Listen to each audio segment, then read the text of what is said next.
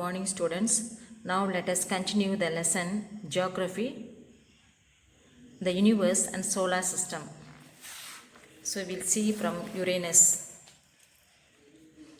Uranus is the seventh planet from the sun. இது வந்து ஏழாவது கோள். It was the first to be discovered with a telescope by the astronomer William Herschel in 1781. It appears green due to the presence of the methane gas. It is named after the Greek god of the sky. இது வந்து Craig கடவுளுடைய பேரில் வந்து இருக்கு. It rotates on its axis from the east to west like Venus.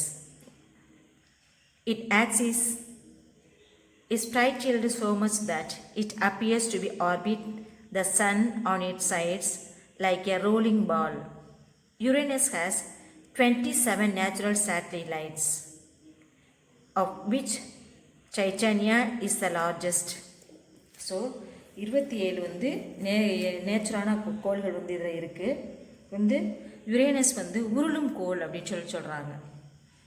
அடுத்து அது கிரேக்க கடவுளுடைய பேரால் வந்து இது இருக்குது. இது 27 துணைக்கோள்கள் வந்து டைட்டானியா அப்படின்னு சொல்லி இதை அழைக்கிறாங்க. நெக்ஸ்ட்டு விசி நெப்டியூன். இது வந்து குளிர்ந்த கோள், coldest planet. Neptune the coldest planet. Neptune is the 8th and the farthest planet from the earth. இது வந்து தொலைதூர 8வது மட்டும் மிக தொலைவில் இருக்குது. There are strong winds in its planet. It is named after the Roman god of sea. இது வந்து ரோமானிய கடவுளின் பெயரை வந்து இதில் இருக்குது. பலத்த காற்று வீசுமா. Neptune has 40 natural satellites. Neptune has 40 natural satellites, the largest being 13 because of its distance from the sun. Neptune is the one of the coldest planet in the solar system. இது வந்து வெள்ளை நிறத்தில் இருந்தாலும் இது என்ன செய்யுது, வேறுபடுத்தி பார்க்க முடியுது இதிலிருந்து. The striking blue and white features of Neptune help to distinguish from Uranus. இது வந்து நீலக்கோள்கள் வெள்ளை நிறமாகவும் நீல நிறமாகவும் கோள்கள் வந்து இருந்து வேறுபடுத்தி பார்க்க முடியுது. Imagine you were on the spacecraft traveling at the speed of light from the earth. How long would it take to reach the sun? வந்து ஒளியின் வேகத்தை செல்லக்கூடிய விண்கலம் வந்து பயணிக்கிறது போல கற்பனை சென்றடைய எவ்வளோ நேரம் ஆகும் அப்படின்னு சொல்லி பார்க்குறோம். நெக்ஸ்ட்டு த ட்ராஃப்ட் பிளானட்ஸ், குறுங்கோள்கள். Draft planet are the small celestial bodies found beyond the planet Neptune. They are extremely cold and dark. இது வந்து எப்படி ரொம்ப குளிராகவும் மிகவும் கருநிறமாகவும் இது இருக்குது. They are almost special in shape, but unlike plant, they can share their orbit with other dwarf planet. The 5 dwarf planet of the solar system are Pluto, Ceres, Eris, Makemake and Huma. அது இந்த 5 கோள்களும் சூரிய குடும்பத்தில் உள்ள குறுங்கோள்கள். Next we see the moon, Earth's satellite. இந்த புவியினுடைய துணைக்கோள். Satellites are the celestial object which revolve around the planet. The moon is the earth only satellite. The moon is the earth's only satellite. இது புவியை சுற்றி தனித்தனி ஆகும்போது அடுத்துக்குள்ள நேரமும் இடமும் இது வந்து ஒன்லி ஒன். இதுதான் தனித்தனி சுற்றிக்கொள்ள அடுக்கு பூமியை சுற்றிக்கொள்ள எடுத்துக்கொள்ளும் நேரமும் இதான். It revolves around the earth once in every 27 days and 8 hours. எடுத்துக்கொள்ள நேரம் வந்து 27 நாளும் 8 மணி நேரமும் ஆகும்.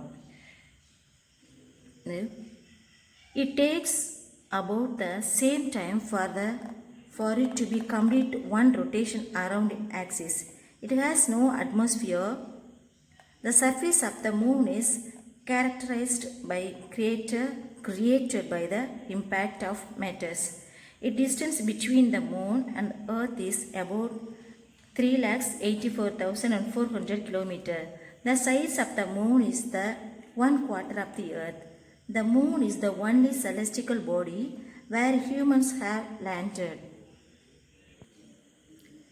நிலவு புவியிலிருந்து 3,84,400 கிலோமீட்டர் தொலைவில் இருக்குது. இது புவியில் வந்து 4 ஒரு பங்கு அளவுடையது. மனிதன் தரையிறங்கிய ஒரே விண்பொருள் வந்து நிலவு தான்.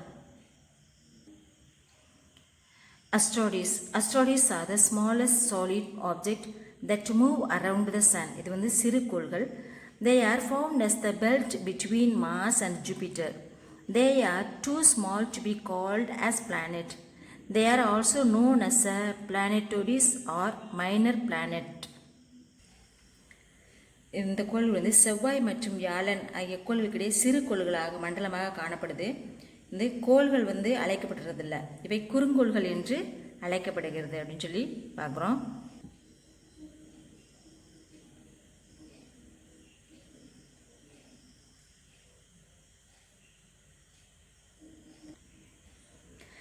Comets is a celestial object made up of the head and tail. The head of the comet consists of solid bodies held together by ice, and the tail is made up of gases. Halley Comet is the most famous comet, which comes close to the Earth every 76 years. It appeared in 1986 and will appear in 2061. 76 வருஷங்களுக்கு அப்புறம் ஒரு முறை வரக்கூடியது வந்து Haley விண்மீன் வந்து கடைசியாக 1986 வந்து வானில் வந்து தெரிஞ்சிருக்கு. இது மீண்டும் வந்து 2061 ஒருவேளை விண்ணில் வந்து தோன்றலாம் அப்படின்னு சொல்லி கணக்கிடப்பட்டுள்ளது. நெக்ஸ்ட் மெட்டர்ஸ் அண்டு மெட்டோரியஸ், விண்கற்கள் அல்லது விண்வெளி கற்கள். A meteor is the stone like a metallic body. When entering into the Earth's atmosphere, most of them burn. As they often appear as streaks of light in the sky, they are also known as shooting stars. விண்வெளி கற்கள் அப்படின்னு சொல்லி சொல்கிறாங்க. எரி நட்சத்திரமும் அழைக்கப்படுகிறது. வளிமண்டலத்தை தாண்டி புவியின் நேர்பரப்பை தாக்கும் விண்கற்கள் வந்து விண்வெளி கற்கள் என்று சொல்லப்படுகிறது.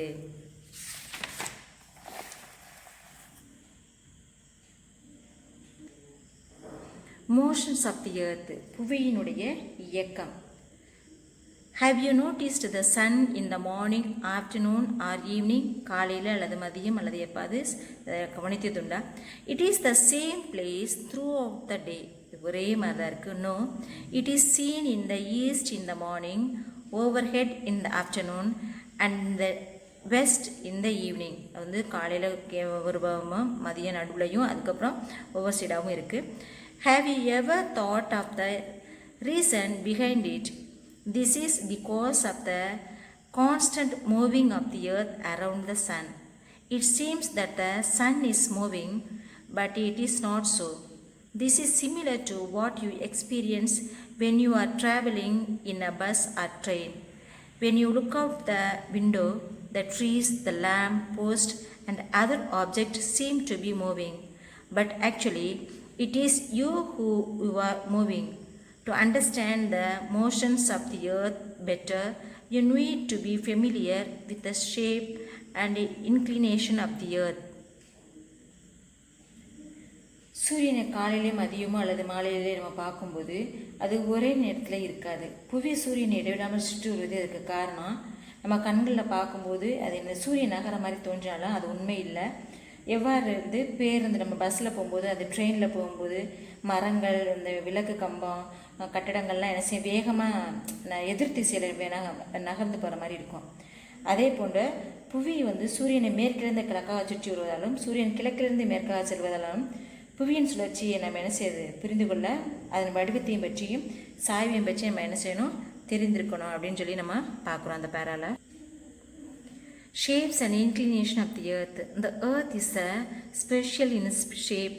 It rotates on its axis, which are an imaginary line that runs from the North Pole to the South Pole, passing through the center of the earth. The earth axis always tilted or inclined from the vertical by an angle of 23 of it makes an angle of 66 with the plan of the earth's orbit. புவி கோள வடிவமானது தன்னுடைய அச்சில் சுழல்வது புவியின் வடதுருவத்திலிருந்து புவி மையத்தின் வழியாக தென் துருவம் வரைக்கும் செல்லக்கூடிய ஒரே கற்பனை கூட தான் புவியின் அச்சு அப்படின்னு சொல்கிறோம். புவி தன்னுடைய அச்சில் 23.5 டிகிரியிலிருந்து சாஞ்சு தன்னைத்தானே சுற்றிக்கிட்டு என்ன சூரியன் சுற்றி வருகிறதுனால தன் சுற்றுவட்ட பாதைக்கு 66 டிகிரி 66 டிகிரியில் கோணத்தை இந்த சாய்வு ஏற்படுத்துகிறது. The velocity of the earth rotation varies from 670 km per hour at the equator to 845 km per hour at 60 degree north and south latitudes to 0 at the poles. புவியின் சுழலும் வேகம் நிலநடுக்கோடு பகுதியில் 1670 கிலோமீட்டர் ஆகும். 60 டிகிரி வடக்கு அட்சரேகைகளையும் 845 கிலோமீட்டர் மணிக்கும் துருவ பகுதியில் சுழலும் வேகமும் சுழியாகவும் இருக்குது. Rotation, it is a spinning movement of the earth on its axis. The earth rotates from the west to east and takes 23 hours, 56 minutes and 4.509 seconds to the complete one rotation. The time taken by the earth to complete one rotation is called a day. The rotation of the earth causes day and night. As the earth is special in its shape, only one half is illuminated by the sun at a time. The other half remains dark. The illuminated portion of the earth experiences day, whereas a darkened part of the earth experiences night. The line which divides the surface of the earth into a lighter half and dark half is called the terminator line. புவி ஒரு முறை சுழல்வதற்கு எடுத்துக்கொள்ளும் நேரத்தை ஒரு நாள்னு சொல்கிறோம். புவி சுழல்வதன் காரணமாக இரவு பகல் ஏற்படுகிறது. அந்த புவி கோள வடிவமாக இருக்கிறதுனால ஒரு குறிப்பிட்ட நேரத்தில் சூரிய வெளிச்சம் புவியின் ஒரு பகுதியில் மட்டுமே படுகிறது. அப்பகுதிக்கு பகல் பொழுதும் புவியின் பகுதி ஒளிப்படாத பகுதி இரவாகவும் இருக்கும். இவ்வாறு இந்த புவி ஒளிபடும் பகுதியையும் ஒளிப்படாத பகுதியையும் பிரிக்கும் கோட்டிற்கு ஒளிர்வு வட்டம், அதான் டெர்மினேட்டர் லைன் அப்படின்னு சொல்கிறோம். ரெவல்யூஷன்னா சுற்றுதல். It is the movement of the earth around the sun on its elliptical path. The earth takes 365 days to complete one revolution. It revolves around the sun at the speed 30 km per second. For the sake of the convenience, we take it as 360 days. Call it a year. The remaining quarter days added once in every 4 years in month of February. That is why February has 29 days once in 4 years. It is called a leap year. The inclination of the earth on its axis is a revolution around the sun causes different reasons. புவி தன் நீள்விட்ட பாதையில் சூரியனை சுற்றி வரும் நகர்வதும் தான் சுற்றுதல்னு சொல்கிறோம். புவி ஒரு வினாடிக்கு 30 கிலோமீட்டர் வேகத்தில் சூரியனை சுற்றி வருகிறது. ஒரு முறை சுற்றி வர்றதுக்கு 365 நாளாகிறது. இது பார்த்தோம்னாக்க 365 நாட்களாக எடுத்துக்கொள்ளப்பட்டு ஒரு வருடம் எவ்வளவு 4 நாள் 4 ஆண்டுகளுக்கு ஒரு முறை இதை கணக்கிடப்படுகிறது. பிப்ரவரி மாதத்தில் 29 நாள் பிப்ரவரி மாதம் எப்போ வருதோ அந்த வருடம் லீப் வருடம்னு சொல்கிறாங்க. புவி தன்னுடைய அச்சில் சாய்ந்து சூரியனை சுற்றி வருவதால் பருவகாலங்கள் தோன்றுகிறது அப்படின்னு சொல்கிறாங்க.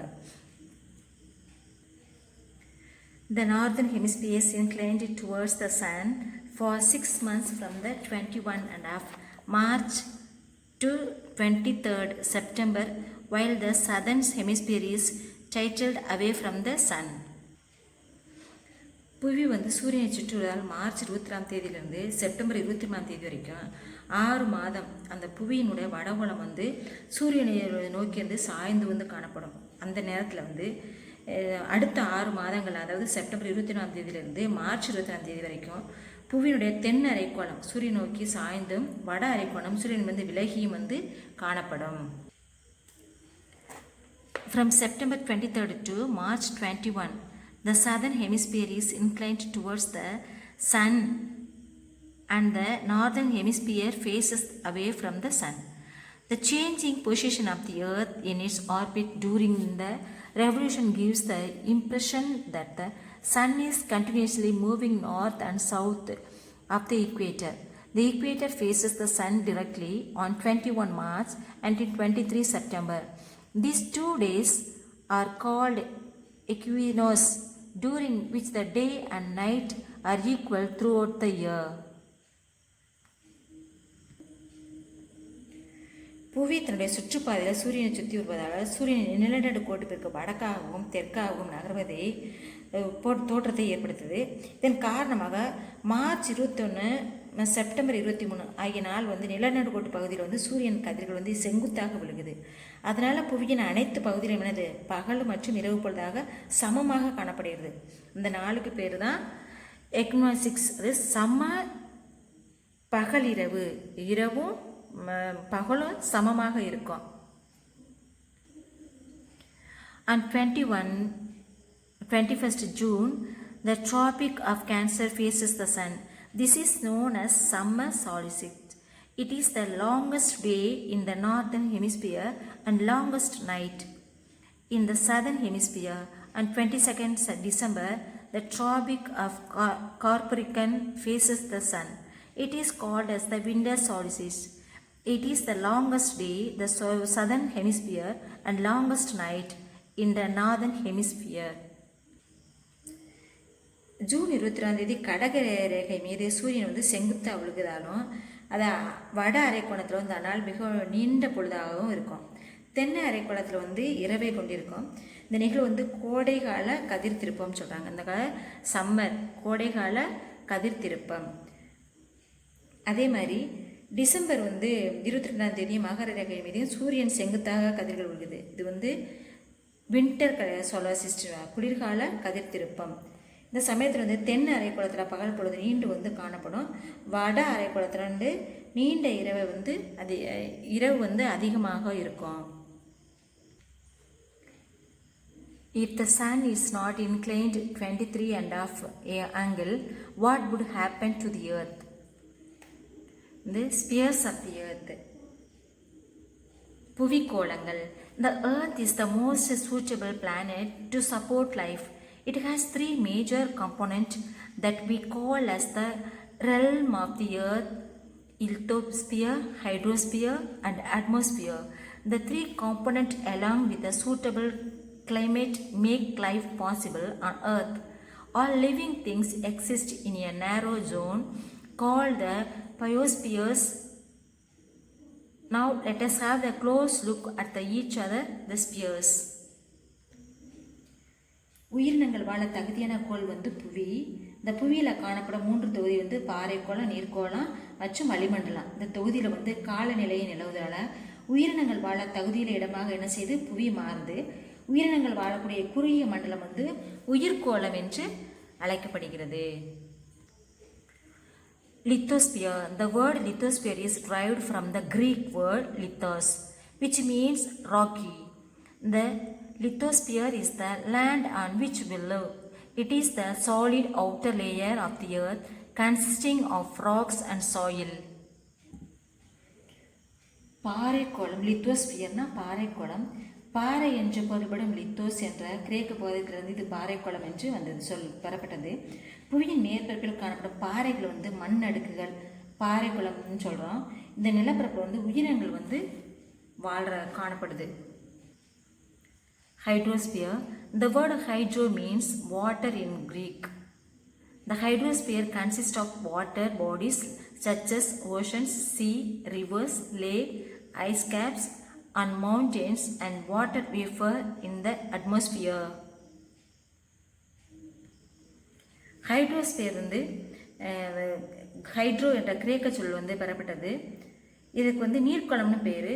பெருங்கடல்கள், கடல்கள், ஆறுகள், ஏரிகள், மலையுச்சிகள் எல்லாம் காணப்படும். இதுக்கு வந்து பனிக்கரைகள் வளிமண்டலத்தில் காணப்படும் நீராவி ஆகிய அனைத்தையும் வந்து இது உள்ளடக்கியது அப்படின்னு சொல்லலாம். Atmosphere. The word atmo means air in Greek. Atmosphere is the envelope of the earth, air that surrounds the earth. Different types of gases make up of the atmosphere. The major gases are nitrogen, oxygen. The other gases like carbon dioxide, hydrogen, helium, argon and ozone are present in the major amounts. அட்மோ என்ற கிரேக்க பதத்திலிருந்து வளி அல்லது காற்று என்ற பொருள். புவியை சுற்றி காணப்படும் பல்வேறு காற்று தொகுதி வந்து வளிமண்டலமாக இருக்குது. வளிமண்டலத்தில் காணக்கூடிய வாயுக்கள் வந்து நைட்ரஜன் மற்றும் ஆக்சிஜன், அது வந்து முதன்மையான வாயு. Carbon dioxide, argon, hydrogen, helium மற்றும் ஓசோன் வாயுக்கள் குறைந்த அளவில் வந்து காணப்படுகிறது. Biosphere. The narrow belt interaction among the lithosphere, hydrosphere and the atmosphere where life exists is known as biosphere. Bio means life in Greek. It consists of distinct zones. Each zone has its own climate, plant and animal life. These zones are known as ecosystem. Paraikulam, நீர்க்குளம், வளிமண்டலம் ஆகியவற்றோடு தொடர்புடையது உயிரினங்கள் வாழக்கூடிய ஒரு பகுதி உயிர்க்குளம்னு சொல்கிறோம். Bio இந்த கிரகச்சொல்லிற்கு உயிர் என்று பொருள். உயிர்க்குளம் பல்வேறு மண்டலங்கள் பிரிக்கப்பட்டு ஒவ்வொரு மண்டலமும் ஒப்பற்ற காலநிலை, தாவரங்கள் மற்றும் விலங்கினங்கள் கொண்ட பகுதியாக உள்ளது. இம்மண்டலத்துக்கு வந்து சூழல் மண்டலம் அப்படின்னு அழைக்கப்படுகிறது. Summary. The universe was formed billion years after the Big Bang explosion. Many galaxies are found in the universe. Our solar system is a part of a Milky Way galaxy. The sun is so huge that it accounts for 99.8% of the entire mass of the solar system. All planets rotated anti-clockwise and their own axis except Venus and Uranus. Asteroids are found as a belt between Mars and Jupiter. The rotation of the Earth causes day and night. The revolution of the Earth causes seasons. Summer solstice is the longest day in northern hemisphere. The presence of the land, water and air along with suitable climate makes life possible on Earth. Thank you, students.